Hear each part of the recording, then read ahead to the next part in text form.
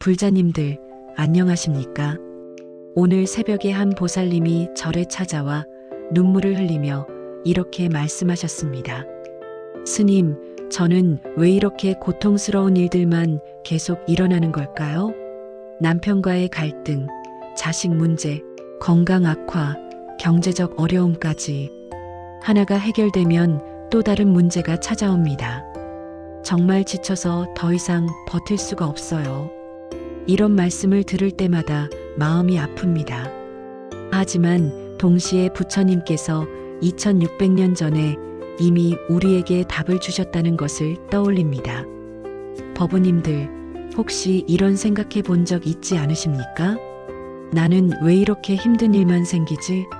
다른 사람들은 다 행복해 보이는데 내가 전생에 무슨 죄를 지었길래 이런 고생을 하나? 신실하게 기도하고 선행도 하는데 왜 고통은 줄어들지 않지? 보살님들, 이런 마음 한 번쯤 가져보지 않으셨습니까? 그런데 여기에 함정이 있습니다. 우리는 고통을 피하려고만 하고 원인을 제대로 알려고 하지 않습니다. 마치 열이 나는데 해열제만 먹고 병의 근본 원인을 찾지 않는 것과 같습니다. 오늘 이 시간에는 부처님께서 직접 가르쳐 주신 고통의 진짜 원인과 그것을 맞이하고 극복하는 지혜에 대해 말씀드리겠습니다. 이것은 단순한 위로나 격려가 아닙니다. 부처님이 보리수 나무 아래에서 깨달으신 진리 그 자체입니다. 오늘 이 가르침을 제대로 이해하시면 여러분의 고통에 대한 관점이 완전히 바뀔 것입니다. 그리고 고통을 피하려 하지 않고 오히려 그것을 통해 더 깊은 지혜와 자비를 얻는 방법을 알게 될 것입니다. 잠시만 생각해 보십시오. 우리는 평생 고통을 피하려고 얼마나 많은 에너지를 쓰고 있습니까? 피하려 할수록 더 큰 고통이 찾아오는 것은 왜일까요? 부처님께서는 이미 그 해답을 주셨습니다. 오늘 여러분과 함께 그 깊은 지혜의 바다로 들어가 보겠습니다. 자, 그럼 시작해 보겠습니다. 첫 번째로 고통에는 반드시 원인이 있다는 부처님의 가르침에 대해 말씀드리겠습니다. 많은 분들이 고통을 맞닥뜨렸을 때 이렇게 생각합니다. 이건 그냥 운이 나빠서야. 세상이 원래 이런 거야. 나만 유독 불행한 것 같아. 하지만 부처님께서는 사성제를 통해 명확히 말씀하셨습니다. 고통에는 반드시 원인이 있고 그 원인을 제거하면 고통도 사라진다고 하셨습니다. 법화경에 이런 구절이 있습니다. 모든 법은 인연으로 생겨나고 인연으로 소멸한다. 인연이 없으면 그 어떤 것도 존재할 수 없다. 이것은 단순한 철학적 이야기가 아닙니다. 우리 삶에서 일어나는 모든 고통의 메커니즘을 설명하는 과학적 진리입니다. 예를 들어봅시다. 한 보살님이 자식 때문에 너무 괴로워하셨습니다. 대학생인 아들이 공부는 하지 않고 게임만 하고 용돈을 달라고 하면서 화를 내고 부모 말은 전혀 듣지 않는다고 하셨습니다. 스님, 저는 이 아이를 위해 모든 것을 다 해줬는데 왜 이럴까요? 정말 속이 터져 죽을 것 같습니다. 이럴 때 우리는 보통 아들의 태도만 탓합니다. 하지만 부처님의 가르침으로 보면 다릅니다. 이 고통의 원인은 무엇일까요? 바로 집착입니다. 아들이 내가 원하는 대로 살아야 한다는 집착, 내가 해준 만큼 보답받아야 한다는 집착, 다른 집 아이들처럼 우수해야 한다는 집착.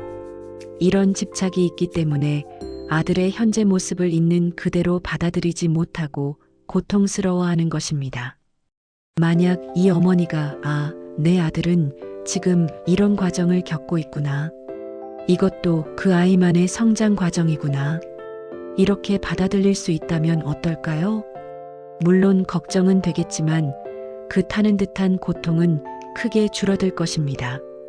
여기서 중요한 것은 아들을 포기하라는 게 아닙니다. 집착을 내려놓고 진정한 사랑으로 아들을 도우라는 것입니다. 집착으로 하는 사랑과 자비로 하는 사랑은 완전히 다릅니다. 집착으로 하는 사랑은 상대방을 내 뜻대로 바꾸려 하지만 자비로 하는 사랑은 상대방의 행복을 진심으로 바랍니다. 이것이 바로 부처님께서 말씀하신 고통의 원인을 찾아내는 지혜입니다. 그렇다면 어떻게 실천해야 할까요? 매일 저녁 잠들기 전에 이렇게 자문해 보십시오.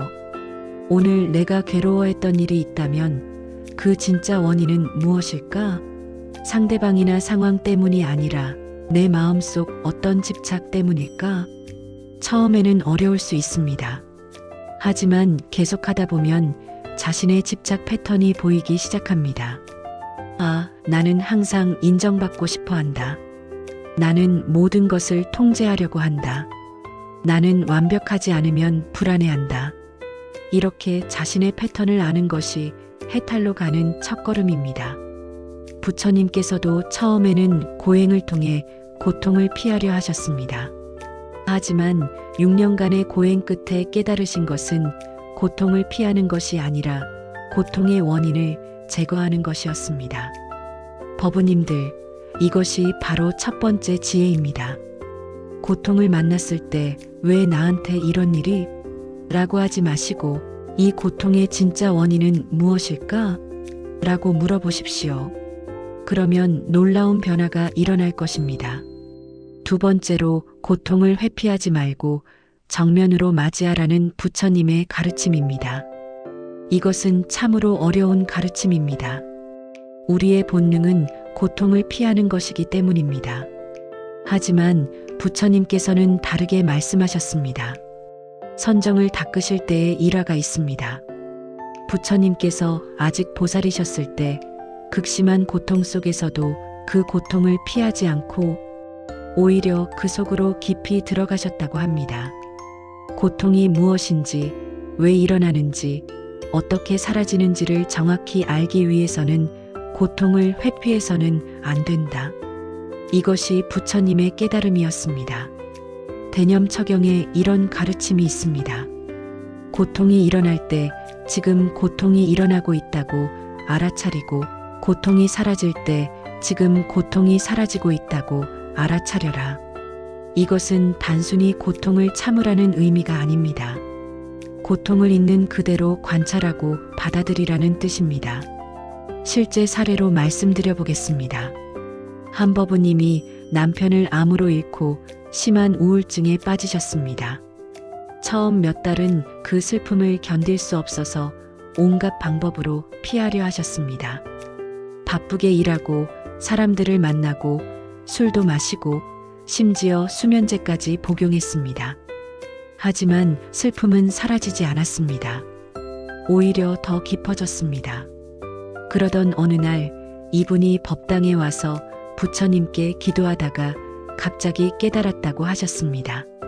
내가 계속 슬픔을 피하려고 하니까 더 괴롭구나. 이제는 이 슬픔을 온전히 느껴보자. 그날부터 이분은 슬픔이 올 때마다 그것을 피하지 않고 정면으로 맞이하셨습니다. 지금 내 가슴이 아프구나. 눈물이 나오는구나. 남편이 그립구나. 이렇게 자신의 감정을 있는 그대로 받아들이셨습니다. 신기한 일이 일어났습니다. 슬픔을 피하지 않고 받아들이자 오히려 그 슬픔이 점차 부드러워지기 시작했습니다. 그리고 그 속에서 남편에 대한 깊은 사랑과 감사를 발견하게 되셨습니다. 남편과 함께한 30년이 얼마나 소중했는지 이제야 정말로 알겠어요. 6개월 후 이분은 완전히 다른 사람이 되어 계셨습니다. 여전히 남편이 그립지만 그것이 더 이상 파괴적인 고통이 아니라 아름다운 그리움으로 변화된 것입니다. 이것이 바로 고통을 정면으로 맞이했을 때 일어나는 기적입니다. 조주선사어록에 이런 말씀이 있습니다. 태도는 어려울 것이 없다. 다만 간택하지 말라. 간택하지 않으면 밝고 분명하다. 간택하지 말라는 것은 좋고 나쁘고를 가리지 말라는 뜻입니다. 고통도 좋지 않다고 거부하지 말고 행복도 좋다고 붙잡지 말라는 의미입니다. 모든 것을 있는 그대로 받아들이는 것이 태도입니다. 그렇다면 구체적으로 어떻게 실천할 수 있을까요? 고통이 찾아왔을 때 이렇게 해보십시오. 먼저 깊게 숨을 들이쉬고 천천히 내쉽니다. 그리고 마음속으로 이렇게 말해보십시오. 지금 고통이 와 있구나. 이것도 부처님이 주신 가르침이구나. 그 다음 그 고통을 자세히 관찰해 보십시오. 어디가 아픈지, 어떤 감정인지, 몸의 어느 부분에서 느껴지는지, 마치 의사가 환자를 진료하듯이 객관적으로 관찰하는 것입니다. 처음에는 어려울 수 있습니다. 하지만 계속 연습하면 고통을 대하는 마음가짐이 완전히 바뀝니다. 고통이 적이 아니라 스승이 된다는 것을 깨닫게 될 것입니다. 부처님께서도 말씀하셨습니다. 고통 없이는 깨달음도 없다. 고통은 우리를 깨닫게 하는 가장 강력한 스승입니다. 세 번째로 고통 뒤에 숨겨진 더 깊은 의미를 발견하는 지혜에 대해 말씀드리겠습니다. 부처님께서는 모든 경험에는 의미가 있다고 가르치셨습니다. 특히 고통은 우리를 성장시키고 깨닫게 하는 가장 소중한 선생님이라고 하셨습니다. 법구경에 이런 구절이 있습니다. 쇠는 불에 달구어져야 좋은 철이 되고 사람은 고난을 겪어야 지혜로워진다. 이것은 고통을 겪으라는 의미가 아닙니다. 이미 왔거나 앞으로 올 고통을 어떻게 받아들이고 활용할 것인가의 문제입니다. 실제로 많은 성인들의 삶을 보면 큰 고통을 경험한 후에 깊은 깨달음을 얻었습니다. 원효대사도 요석궁에서의 좌절을 겪은 후 더 깊은 불법을 깨달으셨고, 해능대사도 어려운 환경에서 자란 덕분에 집착 없는 마음을 기를 수 있었습니다. 한 불자님의 이야기를 들려드리겠습니다. 이분은 40대 중반에 갑자기 회사에서 구조조정을 당하셨습니다. 20년 가까이 다닌 회사에서 하루아침에 쫓겨난 것입니다. 처음에는 분노와 절망에 빠지셨습니다. 내가 뭘 잘못했다고 이런 일이? 가족들을 어떻게 먹여 살리지? 몇 달간 새 직장을 찾으셨지만 나이 때문에 쉽지 않았습니다. 그러던 중 우연히 절에 와서 법문을 들으시게 되었습니다. 그날의 법문이 바로 고난이 주는 선물에 관한 내용이었습니다. 모든 고난에는 부처님의 뜻이 담겨 있다. 그것을 찾아내는 것이 수행이다. 이 말씀을 듣고 이분은 깊이 생각해 보셨습니다. 혹시 이 실직이 나에게 주는 메시지가 있을까? 돌이켜보니 그동안 회사 생활에만 매몰되어 가족과의 시간도 없고 자신을 돌아볼 여유도 없었습니다. 건강도 나빠지고 있었고 인간관계도 직장 중심이었습니다. 아, 부처님이 나에게 새로운 길을 열어주시는 거구나. 이렇게 생각하자 마음이 편해지기 시작했습니다. 그 후 이분은 평소 관심 있던 요리를 본격적으로 배우기 시작하셨습니다. 1년 후에는 작은 식당을 차리셨고 지금은 손님들이 줄을 설 정도로 성공하셨습니다. 더 중요한 것은 가족과의 관계가 훨씬 좋아졌고 자신의 건강도 회복하셨다는 것입니다. 그때의 실직이 내 인생에서 가장 큰 축복이었어요. 이제는 이렇게 말씀하십니다. 이것이 바로 고통 뒤에 숨겨진 의미를 발견한 사례입니다. 물론 모든 고통이 즉시 축복으로 바뀌는 것은 아닙니다. 하지만 올바른 마음가짐으로 받아들이면 고통도 성장의 발판이 될 수 있습니다. 대방광불화엄경에 이런 가르침이 있습니다. 보살은 모든 중생의 고통을 자신의 고통으로 받아들이고 그 고통을 통해 더 큰 자비심을 기른다. 이것은 고통을 개인적인 불행으로만 보지 말고 더 넓은 차원에서 이해하라는 의미입니다.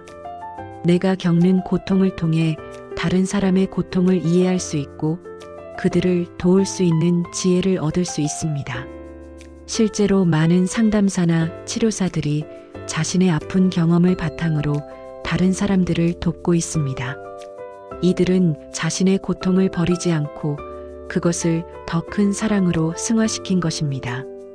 그렇다면 어떻게 고통의 의미를 발견할 수 있을까요? 첫째, 충분한 시간을 갖고 기다리십시오. 고통의 의미는 즉시 드러나지 않는 경우가 많습니다. 때로는 몇 년이 지나고 나서야 아, 그래서 그런 일이 있었구나 하고 깨닫게 됩니다.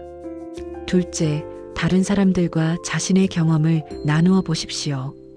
혼자서는 보이지 않던 의미가 다른 사람의 시각을 통해 드러나는 경우가 많습니다.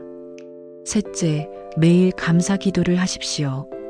부처님, 오늘도 저에게 배울 기회를 주셔서 감사합니다. 이런 마음가짐으로 하루를 시작하면 고통도 감사의 대상이 될 수 있습니다. 넷째, 자신의 경험을 다른 사람을 돕는데 활용하십시오. 고통을 겪은 사람만이 줄 수 있는 위로와 도움이 있습니다. 법우님들, 기억하십시오. 부처님께서도 왕자의 편안한 삶을 버리고 고난의 길을 선택하셨습니다. 그 고난이 있었기에 깨달음이 있었고 우리에게 이런 위대한 가르침을 전해주실 수 있었습니다. 여러분의 고통도 마찬가지입니다. 그 속에 반드시 깊은 의미가 숨어 있습니다. 마지막으로 네 번째, 고통을 통해 더 깊은 자비심을 기르는 방법에 대해 말씀드리겠습니다. 이것이 바로 부처님께서 가르쳐 주신 고통 극복의 최종 목표입니다. 고통을 단순히 없애는 것이 아니라 그것을 자비의 원동력으로 바꾸는 것입니다. 관세음 보살의 이름 자체가 중생의 고통 소리를 관찰하는 보살이라는 뜻입니다. 관세음 보살은 중생들의 고통을 피하지 않고 오히려 그것을 자세히 들여다보십니다. 그 고통을 완전히 이해하고 공감하기 때문에 진정한 자비로 중생들을 구원할 수 있는 것입니다. 무량수경에 이런 가르침이 있습니다. 자신의 고통을 통해 남의 고통을 알고 남의 고통을 통해 자신의 자비심을 기른다. 이것은 참으로 심오한 가르침입니다. 내가 아파봤기 때문에 아픈 사람의 마음을 알 수 있고 그래서 진정으로 도울 수 있다는 의미입니다. 한 보살님의 감동적인 이야기를 들려드리겠습니다. 이분은 젊은 나이에 큰 교통사고를 당해 하반신 마비가 되셨습니다. 처음에는 절망에 빠져 살 의욕을 완전히 잃으셨습니다. 왜 하필 나에게 이런 일이? 이제 내 인생은 끝났다. 몇 년간 우울증에 시달리시다가 어머니의 권유로 절에 나오기 시작하셨습니다. 법문을 들으시면서 점차 마음이 열리기 시작했습니다. 특히 고통도 부처님의 가르침이라는 말씀이 큰 위로가 되었다고 하셨습니다. 그러던 중 병원에서 자신과 같은 환자들을 보게 되었습니다. 절망에 빠져 포기하려는 환자들, 가족들에게 화만 내는 환자들을 보면서 자신의 모습을 되돌아보게 되었습니다. 내가 겪은 고통을 이분들도 똑같이 겪고 계시는구나. 그때부터 이분은 다른 환자들을 도우기 시작하셨습니다. 자신의 경험을 바탕으로 희망을 잃은 환자들에게 용기를 주고 재활운동을 함께하고 때로는 그냥 옆에서 들어주기도 하셨습니다. 놀라운 일이 일어났습니다. 다른 사람을 돕는 과정에서 자신의 고통이 점차 의미 있는 것으로 바뀌기 시작한 것입니다. 아, 내가 이런 고통을 겪은 것은 같은 처지에 있는 분들을 도우라는 부처님의 뜻이었구나. 지금 이분은 장애인 재활센터에서 상담사로 일하고 계십니다. 자신과 같은 처지에 있는 분들에게 희망을 주는 일을 하고 계시는 것입니다. 제 다리는 걷지 못하지만 제 마음은 그 누구보다 자유롭습니다. 그리고 많은 분들에게 희망을 줄 수 있어서 행복합니다. 이제는 이렇게 말씀하십니다. 이것이 바로 고통을 자비로 승화시킨 살아있는 예입니다. 달라이 라마께서도 비슷한 말씀을 하셨습니다. 내가 겪은 모든 고통은 다른 중생들의 고통을 이해하게 해주는 선물이었다. 티베트를 잃고 망명 생활을 하시면서도 이런 마음가짐을 가지고 계신 것입니다. 그렇다면 우리는 어떻게 고통을 자비로 바꿀 수 있을까요? 첫째, 내가 겪는 고통이 나만의 것이 아니라는 것을 깨달으십시오. 이 세상 어디선가 나와 똑같은 고통을 겪고 있는 사람들이 있습니다. 우리는 고통을 통해 연결되어 있는 것입니다. 둘째, 고통받는 다른 사람들을 위해 기도하십시오. 나와 같은 고통을 겪고 있는 모든 중생들이 평안하기를 빕니다. 이런 기도를 하면 자신의 고통도 작아지고 마음도 넓어집니다. 셋째, 가능한 범위에서 비슷한 처지에 있는 사람들을 도우십시오. 직접적인 도움이 어렵다면 따뜻한 말 한마디라도 좋습니다. 넷째, 자신의 경험을 나누십시오. 자신이 어떻게 고통을 극복했는지, 그 과정에서 무엇을 배웠는지 다른 사람들에게 알려주십시오. 다섯째, 매일 회양문을 독송하십시오.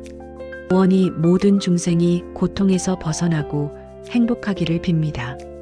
이런 마음으로 하루를 마무리하면 자신의 고통도 남을 위한 기도의 재료가 됩니다.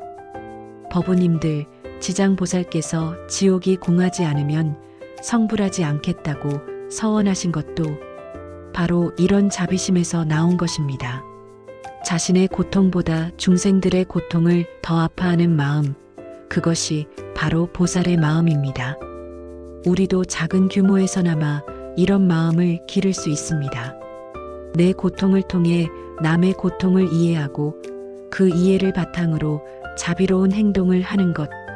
이것이 바로 부처님께서 가르쳐 주신 고통 극복의 궁극적인 방법입니다.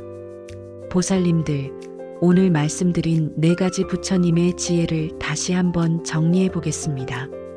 첫째, 고통에는 반드시 원인이 있다는 것을 깨닫고 그 원인을 찾아내십시오. 대부분의 경우 그 원인은 우리 마음속의 집착입니다. 둘째, 고통을 회피하지 말고 정면으로 맞이하십시오. 피할수록 더 큰 고통이 됩니다. 받아들일 때 비로소 변화가 시작됩니다.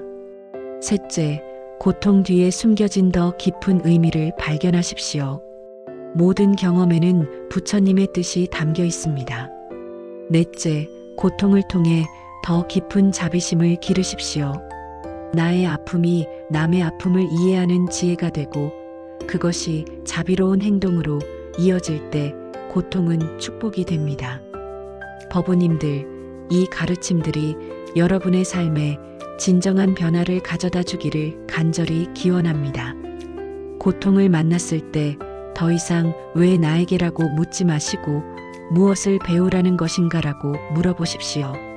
그러면 고통도 스승이 되고 여러분의 삶도 더욱 깊어질 것입니다.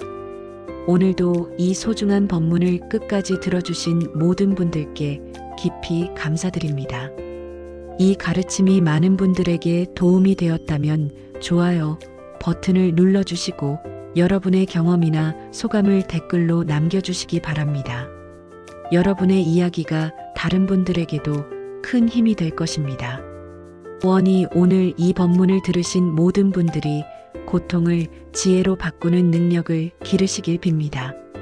그리하여 자신은 물론 주변의 모든 중생들이 행복하고 평안하기를 간절히 기원합니다.